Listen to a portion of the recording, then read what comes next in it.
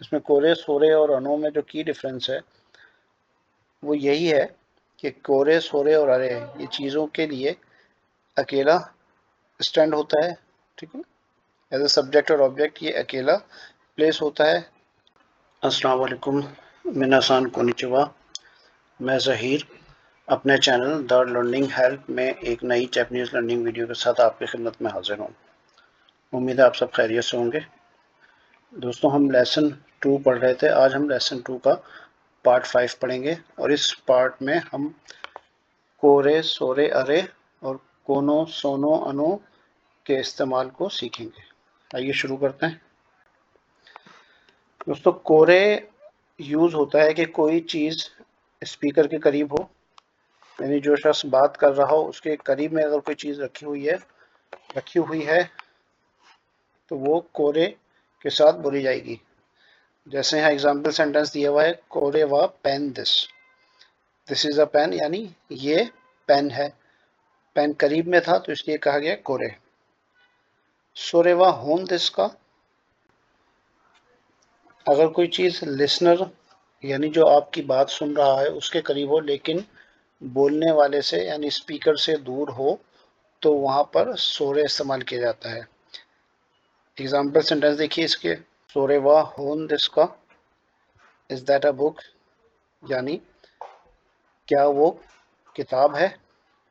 ये क्वेश्चन यानी interrogative sentence है। सोरे व होन दिस का, होन कहते हैं बुक को, तो क्या वो किताब है।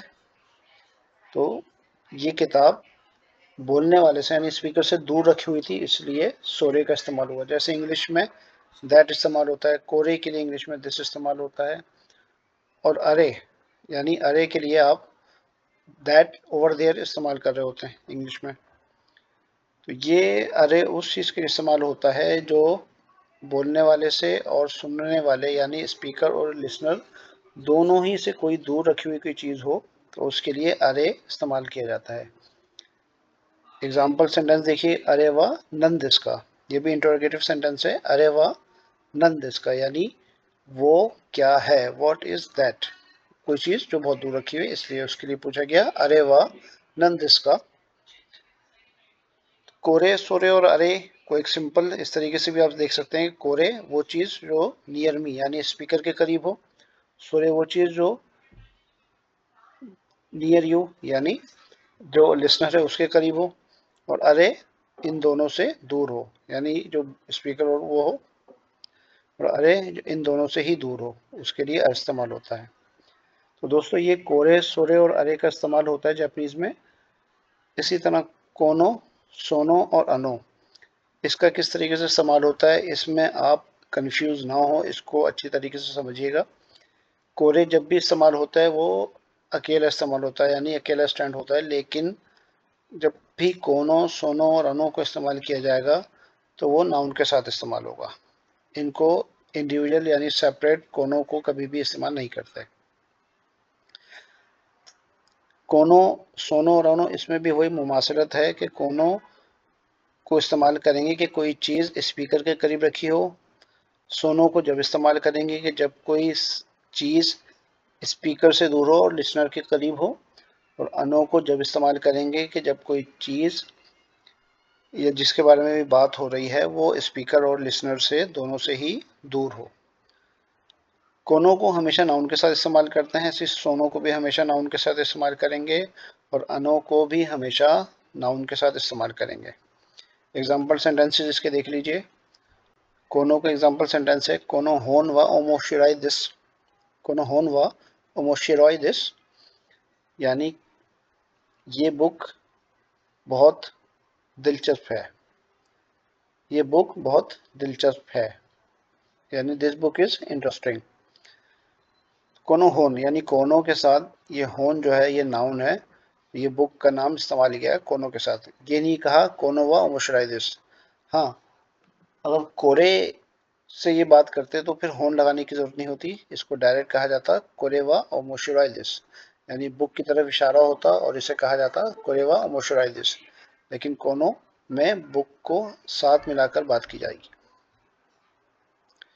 सोनो जो लिसनर के करीब हो और स्पीकर से दूर हो। इसका एग्जाम्पल सेंटेंस है सोनो पेन व दारेनो दिस्का। ये भी इंटरोगेटिव सेंटेंस है। सोनो पेन व दारेनो दिस्का, हुज पेन इज दैट, यानी वो पेन किसका है। ये पेन जो था ये स्पीकर से दूर है और लिसनर के करीब है, इसलिए पूछा गया सोनो पेन व दारेनो दिस्का। अनो, आपको जैसे बताया कि ये स्पीकर और लिसनर दोनों से दूर होगा। इसको नाउन के साथ इस तरह से बोला जाएगा। एग्जाम्पल सेंटेंस देखिए, अनोहितो व सेंसेदिस, अनोहितो व सेंसेदिस, अनोहितो व सेंसेदिस, यानी that person over there is a teacher. ये समझाने के लिए लिखा है, बोला जाएगा that person is a teacher, यानी वो शख्स टीचर है। सेंसी के मैंने आपको बारहा बताया कि दो मतलब होते हैं, टीचर को भी बोला जाता है और डॉक्टर के लिए भी कहा जाता है। तो आप टीचर के लिए भी बोल सकते हैं और डॉक्टर के लिए भी बोल सकते हैं। तो अनोहितो यानी वो शख्स डॉक्टर है या वो शख्स टीचर है। That person is a teacher और that person is a doctor. तो दोस्तों इसमें जो की डिफरेंस है अनो, इसमें कोरे सोरे और अनो में जो की डिफरेंस है वो यही है कि कोरे सोरे और अरे ये चीज़ों के लिए अकेला स्टैंड होता है, ठीक है, एज अ सब्जेक्ट और ऑब्जेक्ट ये अकेला प्लेस होता है। लेकिन कोनो सोनो और अनो हमेशा नाउन के साथ इस्तेमाल होता है। एक दफ़ा और इसका कंपैरिजन एग्जांपल देख लें, एक एक सेंटेंस। कोरेवा अतराशी दिस, अतराशी कहते हैं न्यू को। कोरेवा अतराशी दिस यानी ये नया है, ये नया है। अतराशी कहते हैं न्यू यानी नए को। कोरेवा अतराशी दिस, यहाँ पर ऑब्जेक्ट वगैरह कोई भी इजाफा नहीं किया गया, ना लगाया गया। सिंपल डायरेक्ट उस चीज़ के बारे में कहा गया है कि वो नई है या नया है। लेकिन जब हमने कोनो के साथ बोला तो बोला स्पेसिफाई करके बोला, नाउन को ऐड करके बोला, कोनो कुरुमा व अतराशी दिस, यानी वहाँ वहाँ कुरुमा, कुरुमा कहते हैं कार को, यानी कुरुमा का, यहाँ कुरुमा के बारे में बात हो रही थी, कुरुमा कहते हैं कार को। तो वहाँ कुरुमा का लफ्ज़ इस्तेमाल किए बगैर डायरेक्ट कहा गया कुरेवा अतराशी दिस के ये नई है।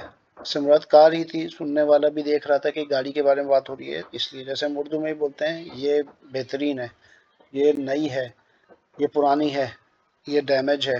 तो इशारा करके हम बोल रहे होते हैं, मुखातब जो होता है हमारा उसको पता होता है कि किसके बारे में बात हो रही है। उस चीज़ की तरफ इशारा करके उसको मिलाकर बोला गया कुनो कुरुमा व तराशी दिस, यानी बहुत सारी चीज़ें हैं। तो दोस्तों ये बेसिक डिफरेंस है या की डिफरेंस है कोरे सोरे और अनो में। तो आप इसको अच्छी तरीके से याद कर लीजिए। ये जापानीज़ में बहुत ज़्यादा इस्तेमाल होने वाला वर्ड है। लम्हा व लम्हा ये लफ्ज़ इस्तेमाल होते हैं कोरे और कोनो सोनो के साथ। तो उम्मीद है आप सब इसको याद कर लेंगे अच्छी तरीके से। और हमने जो पीछे लेसन 1 में जो वोकेबलरी आपको बताई थी वो भी आप लोग अच्छी तरह से याद कर लीजिए ताकि आपकी जापानीज़ दिन ब दिन इम्प्रूव होती रहे। दोस्तों आज के लिए इतना ही, मिलते हैं नेक्स्ट वीडियो में। अपना ख्याल रखिएगा और हमारे चैनल द लर्निंग हेल्प को लाइक शेयर सब्सक्राइब और कमेंट ज़रूर दीजिएगा और बेल का आइकन भी ज़रूर प्रेस कीजिए ताकि आपको हमारी न्यू वीडियोस बर वक्त मिलती रहें। मिलते हैं नेक्स्ट वीडियो में। बहुत शुक्रिया, समझ